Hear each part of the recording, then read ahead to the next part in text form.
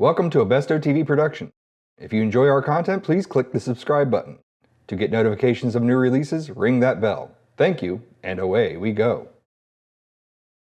Creative continuity at Motor City Comic Con. Get the latest news directly from cosplayers, artists, writers, and the occasional celebrity.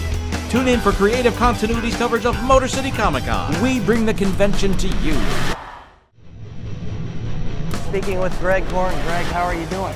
I'm doing great, thanks for asking. So how'd you get into comics? Well, I've always been interested in comics since I was a little kid. And I originally broke in at AC Comics down in Florida, working on a book called Femme Force. Okay. What comics inspired you growing up? Did you read them? I wasn't much into reading comics. I was more into looking at comics. You know, I always loved the artwork. I loved John Byrne and George Perez, all the big stars of the 70s, early 80s. How'd you go about taking that and then deciding maybe I want to do this in a career?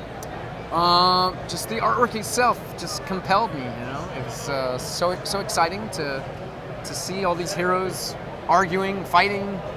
It's just something that interested me and really inspired me to want to do it myself. How'd you break in at that point after doing Femme Force? After I did Femme Force, I started doing more painting, and I showed my painting style to someone at Marvel.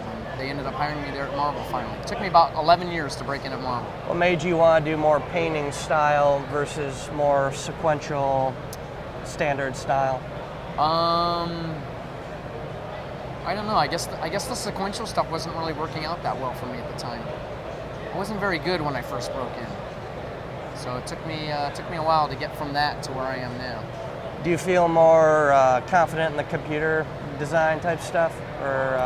Yeah, it gives you a lot of options. You know, you can do a lot of different fixes and edits with computers, so it's definitely more helpful than doing it the traditional way, because an edit can really be a difficulty.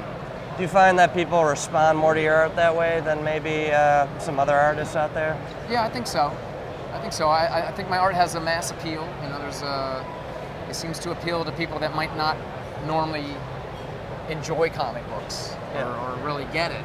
You know, they'll see my art and they'll be like, "This is what comic books looks like," and I'm like, "Sorta." Through what company have you enjoyed working more with, Marvel or DC? Are you trying to get me in trouble? Maybe. I don't know. They all have their pluses and minuses, but I would say I've had the most fun at Marvel. Okay. You know, working on all the characters that I love from my childhood. It's been great. So you grew up more loving Marvel characters than DC characters? I would describe myself as a Marvel zombie. Before they made the comic book Marvel Zombie, I was a Marvel zombie. The opportunity to work on Blackest Night, Wonder Woman. I know I'm a big fan of those three covers you did. I did a reinvention of my artwork for Marvel. Okay. And wasn't getting a lot of traction there, so I ended up showing it to the guys at DC, and they loved it. They just hired me right on the spot to do the Blackest Night covers. What stuff are you working on right now? Right now, I'm working for Marvel War of Heroes. Okay. Technically, it's a Disney project, but it is Marvel. How you enjoy working on that? It's a lot of fun. Yeah.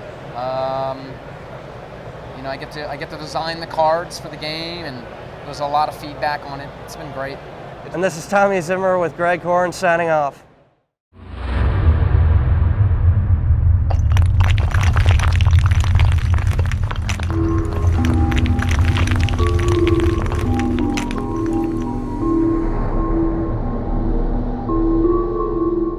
It calls the 10 Commandments of successfully working with artists. And if you're a writer and you want to create comics and you want to work with artists, these are probably like the 10 best rules or commandments or guidelines that I could give people that might be interested. Which takes me to number 8. So think about what you're asking an artist to draw. It takes me 10 seconds to type a horde of 10,000 zombies. It'll probably take me less than that. That's why I'm doing it with my thumbs, you know. I hate texting, so my thumbs are too big. But how long will it take an artist to draw it, especially repeatedly in several panels? You got to keep in mind what you're asking people to draw. It's very easy to say, a space armada of 10,000 ships comes crashing into the dinosaur army, and you know. And again, you'll give this to an artist and they will just, all of a sudden, what writers call flake out, quote, I'm making the air quotes, flake out. It's not that they flaked out, it's that you're, not being very realistic. Now, by all means, if someone wants to do that, or maybe you want to do it like one page, one shot, one big crazy, money shot. Boom, here it is. Cool. Talk to them about it first. Make sure what they can do. I have a good friend who I've worked with several times, Anthony Peruzzo. I've worked with him a couple times, and he said, Dirk, I would really like to draw a zombie story. And I said, you're killing me, dude. He's like, what do you mean? I'm like, Walking Dead, hello? He goes, yeah, I know, but I've just been in the mood. And I said, well, it sucks, man, because I had this zombie story I really wanted to tell in Nightmare World. All the Nightmare World stories are 8 pages. And I said, but the story was too big for 8 pages. I couldn't do the story justice. It'd be like a 22-page story, and someday I'm going to do a series of 22-page kind of speculative fiction, scary one-shots called Love Stories to Die For, which, by the way, the first flip book comes out in September. 2 stories, 22 pages each, for less than the price of one comic, or 2 separate comics, $4.99, 2 22-page stories. Read one, flip it over, read the other one. A science fiction one and a medieval one. That's all I can say for now, or my publisher will choke me. I'm just kidding, you won't choke me. They'll pay someone else to do it.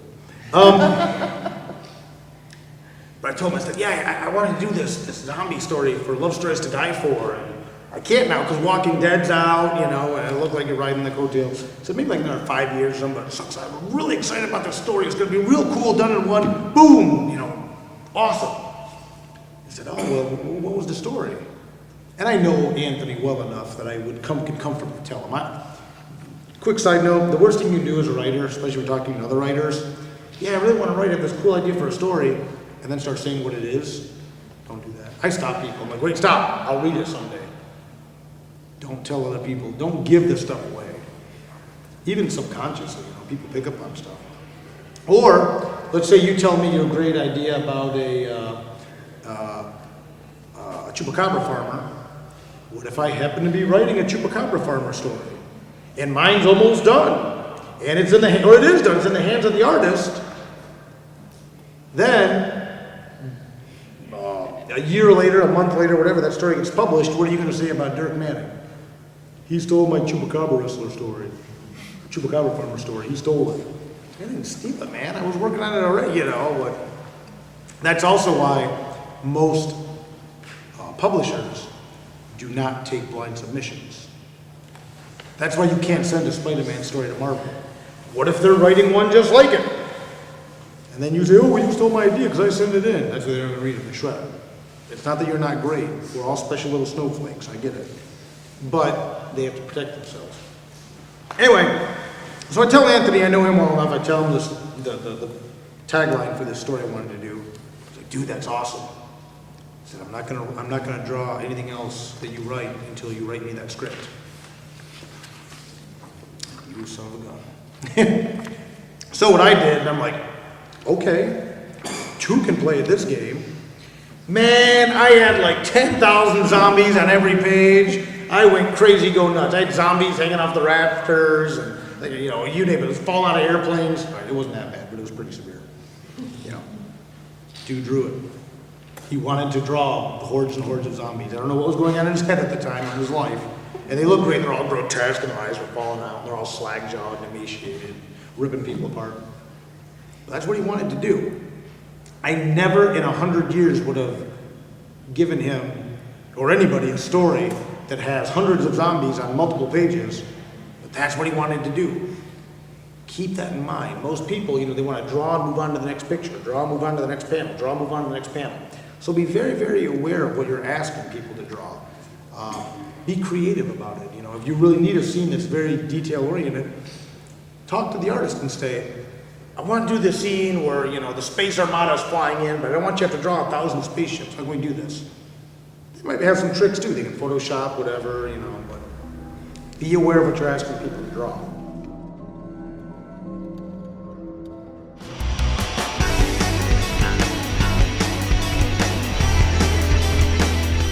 go to school to study art?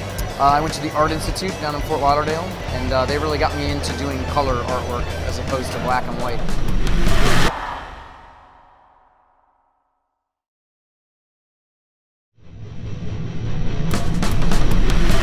Watch Creative Continuity, Costunes, Con Rewind, Mr. Lobo Does, and more on this channel. Creative Continuity. We bring the convention to you.